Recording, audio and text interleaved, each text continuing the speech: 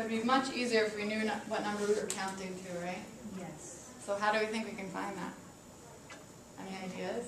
We have 9 numbers, and we have 9 boxes. You found it. Yeah, but I don't know how I decided You don't which number to add to. 15. Oh, 15. Okay, we got 15. Does anyone know how we got 15? No. Okay. Well, if the middle number is 5, isn't that you? That's the way I thought it. Yeah. The middle number was 5, so that, like, if you add 9 and 1, would be 10, and then plus the middle number being 5, and then You're definitely on the right track. There's a different way to get to 5.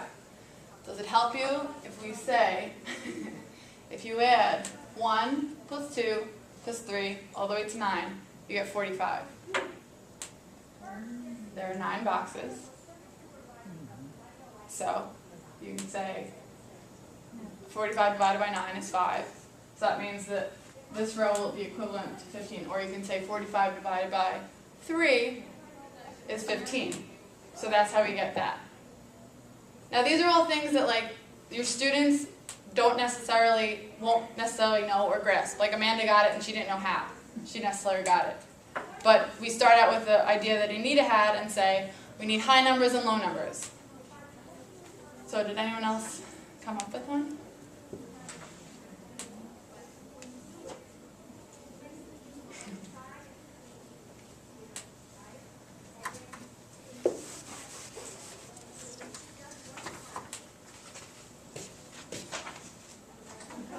You want to come up and write yours on the board? Sure. Is that the multicultural book over there? Mm-hmm. Yeah.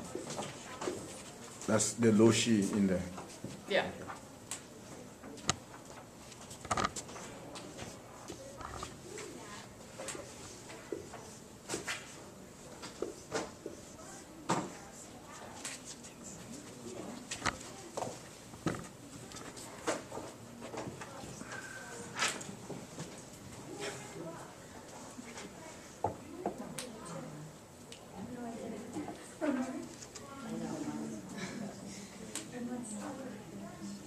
What if you guys cheat over this one to make another one? Do you think you do that? Yeah, maybe. Yeah. We're really cheating. Not cheat, if we borrow ideas from this one.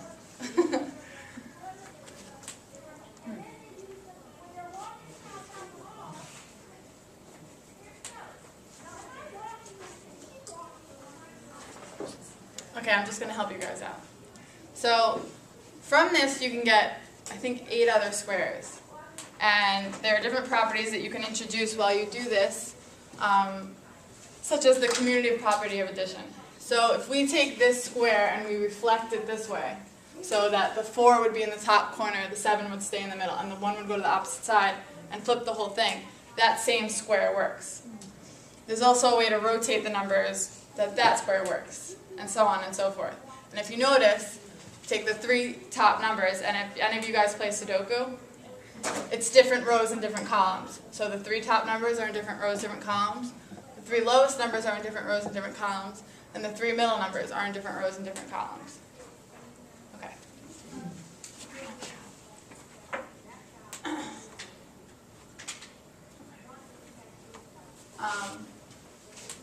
So for an extension of this, you could have them create another magic square using different numbers. Does anyone have an idea on how they would do that?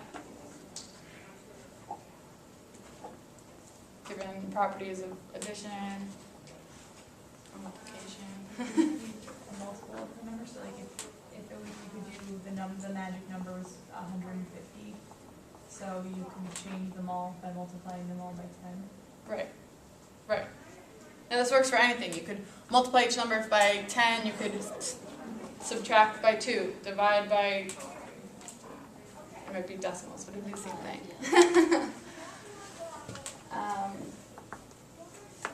Okay.